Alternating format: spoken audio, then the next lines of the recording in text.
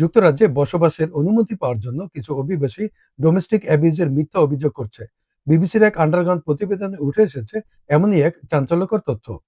তদন্তে দেখা যায় এক ব্যক্তি এবং তথাকথিত আইনজীবী অভিবাসীদের শেখাচ্ছে কিভাবে তারা নিজেকে ডোমেস্টিক অ্যাবিউজের শিকার হিসেবে উপস্থাপন করবেন, যাতে তারা আইনের বিশেষ সুবিধা নিয়ে যুক্তরাজ্যে থাকতে পারেন।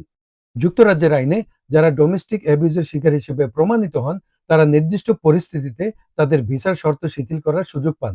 কিন্তু এই সুযোগকে কাজে লাগিয়ে কিছু মানুষ মিথ্যা অভিযোগ তৈরি করে দেশে থাকার চেষ্টা করছেন বলে অভিযোগ উঠেছে।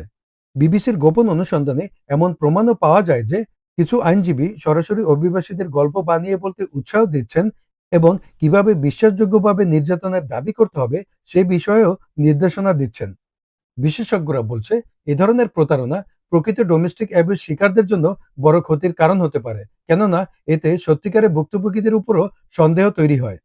অন্যদিকে সরকার জানিয়েছে মিথ্যা তথ্য দিয়ে ভিসা নেওয়ার চেষ্টা করলে সংশ্লিষ্টদের বিরুদ্ধে কঠোর ব্যবস্থা নেওয়া হবে। এই ঘটনার পর যুক্তরাজ্যের আইন ও তার প্রয়োগ নিয়ে নতুন করে আলোচনা শুরু হয়েছে। হাসান মাহাদি, ন্যাশন টিভি, লন্ডন।